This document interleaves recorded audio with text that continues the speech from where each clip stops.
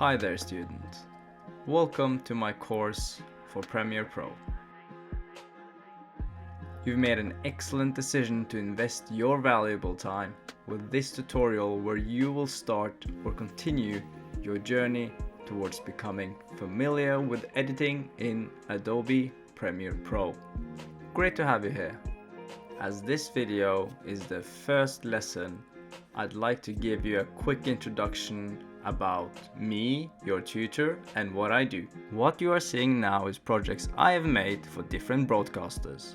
I've created hundreds of creative spots and ads for Premier League matches, UEFA Europe League, Formula 1, and many more. From handling cameras and envisioning the final edit to working with talents and crafting engaging content for the target audience. These are crucial skills in our industry, and I will do my best to teach you them so that you can create something like this.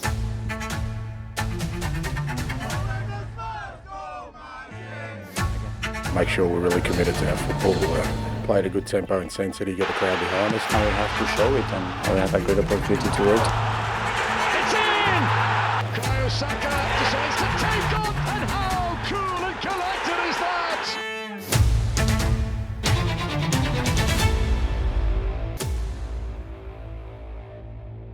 But enough about me, let's dive in. If you have any questions, feel free to reach out to me. If there are other tutorial topics you'd like me to cover, let me know. When you have installed and prepared your software on your computer, go ahead and open up a new blank project of Premiere Pro. This will be on your desktop, or you can simply search in your search bar for Premiere Pro.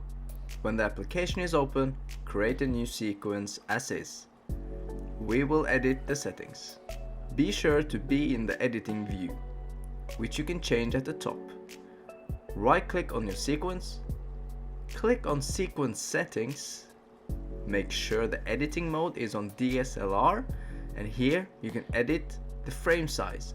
Make sure the working color space is Rec 709, display format is 25 fps timecode, and that the rest of your settings match these right here.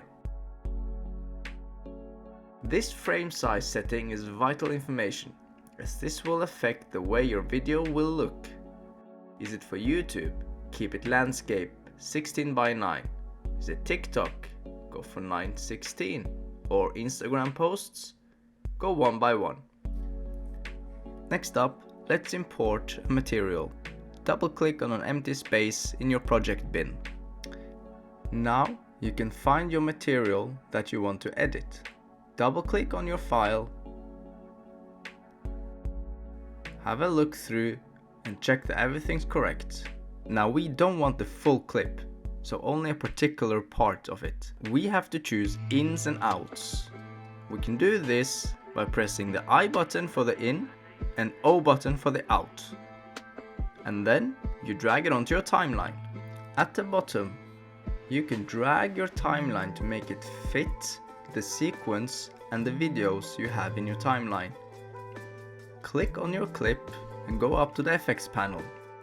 In this particular instant, we have been told by the client to remove the watermarks F1.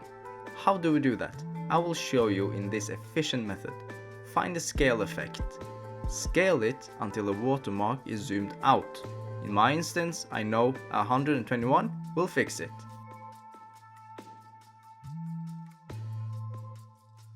If you looked closely, you could still see the watermark in the top left, so let's zoom in a little bit more.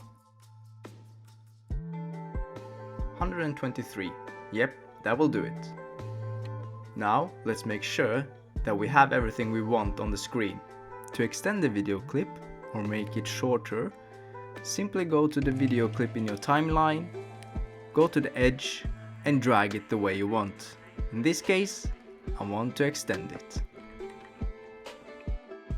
To mute your video, simply go to the tools on your timeline and hit the M, that stands for mute. On your sequence you have different tools, one of them being the S. The S stands for solo, which means if you press it, only that track will play. You also have a lock icon. Press that one and you will lock that track, which means whatever edit you make will not affect that single track.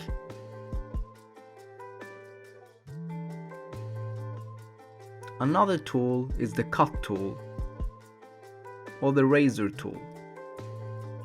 Simply click C on your keyboard or the razor tool on the left to cut wherever you want to cut on the video or the audio track.